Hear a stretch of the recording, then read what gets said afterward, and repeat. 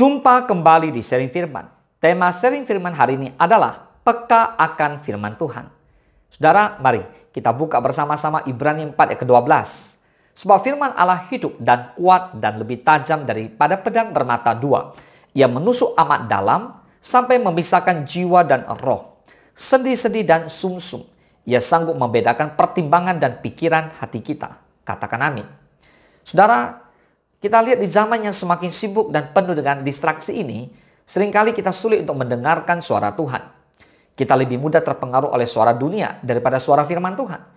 Oleh karena itu, kita harus belajar untuk semakin peka terhadap firman Tuhan, agar kita dapat hidup sesuai dengan kehendak-Nya. Amin.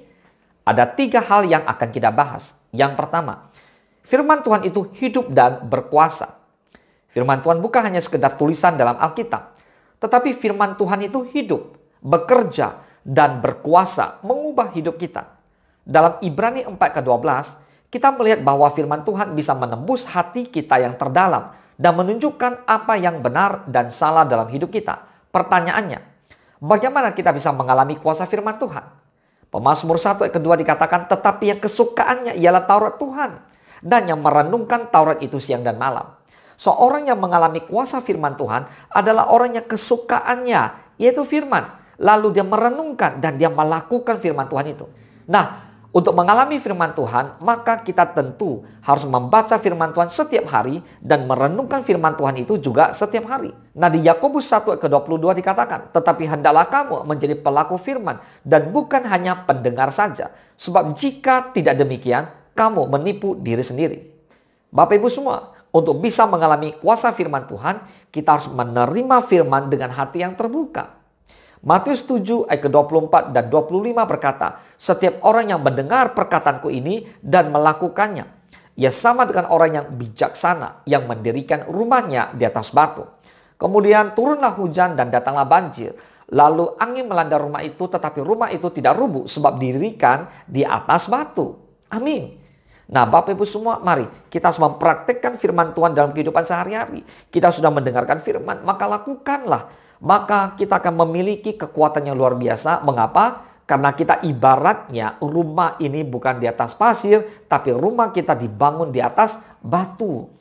Maka ketika ada persoalan, ada masalah yang datang menerpa, maka firman Tuhan akan menjadi kekuatan buat kita untuk melampaui, untuk melewati segala persoalan itu.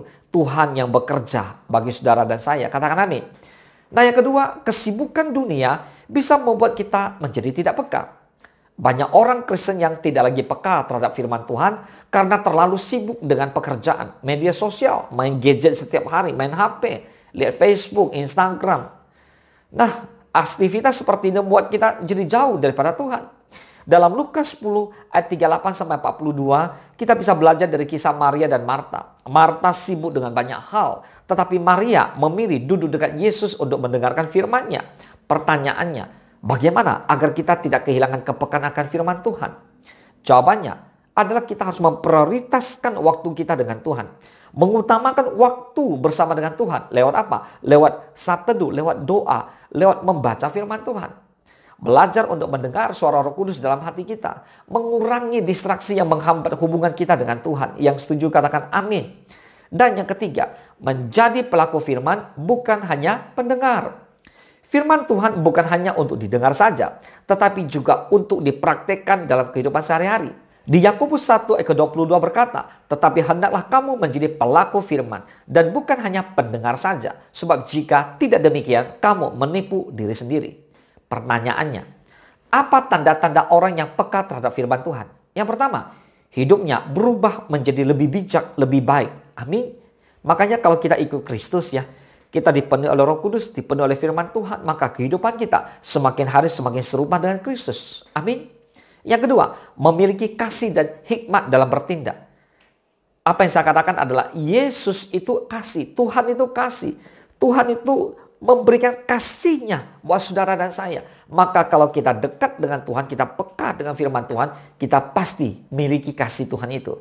Kemudian kita mendapatkan hikmat daripada Tuhan, sehingga kita bertindak sesuai dengan apa yang menjadi kehendaknya Tuhan. Amin. Dan yang ketiga, selalu mencari kehendak Tuhan dalam setiap keputusan.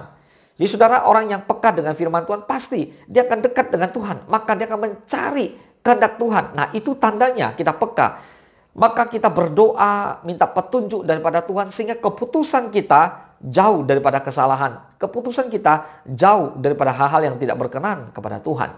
Kesimpulannya, kepekaan terhadap firman Tuhan adalah kunci untuk hidup dalam kehendak Tuhan.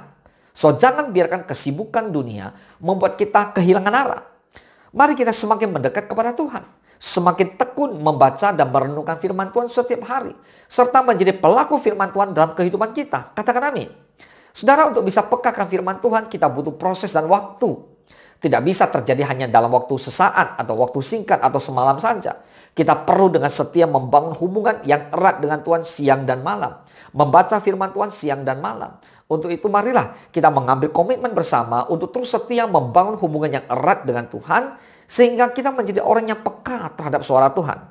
Sehingga Tuhan pun akan mempercayakan tanggung jawab yang lebih lagi bagi kehidupan kita. Mari tekunlah baca firman Tuhan. Jadilah orang-orang yang peka terhadap firman Tuhan. Boleh katakan amin. Tuhan Yesus memberkati.